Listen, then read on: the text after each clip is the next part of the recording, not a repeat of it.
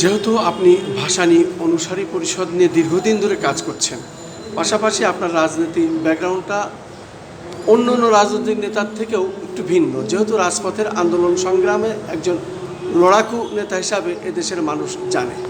পাশাপাশি বিভিন্ন সময় বিভিন্ন আন্দোলন সংগ্রামে আপনি বক্তব্য দিয়েছেন, যেগুলি বর্তমান প্রেক্ষাপটে বর্তমান সরকারও এটা জিরো টলারেন্স বলেছেন, বিশেষ করে দুর্নীতির বিরুদ্ধে।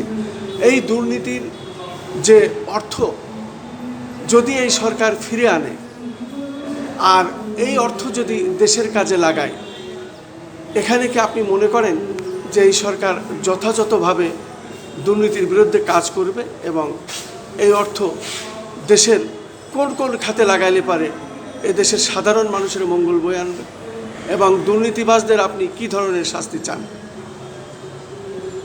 ধন্যবাদ আপনাকে।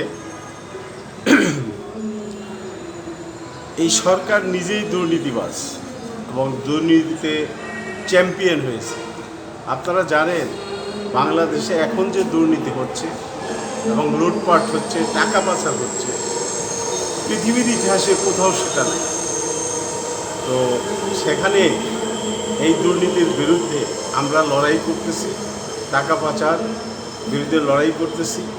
আমরা এই পাচারকারীদের এমন শাস্তি দিব, আমরা ক্ষমতায় এসে গণতন্ত্র মঞ্চ জনগণের ম্যান্ডেট নিয়ে আমরা ক্ষমতায় এসে এমন শাস্তি পাচারকারীর বিরুদ্ধে ঘোষণা করব যাতে ভবিষ্যতে কেউ আর এই ধরনের টাকা দেশ থেকে পাচার করতে না পারে, দুর্নীতির ভিতরে সীমাবদ্ধ না থাকে, দুর্নীতি থেকে বেরিয়ে আসে। সেই ব্যবস্থা আমরা ক্ষমতায় গেলে ইনশাআল্লাহ আমরা করব।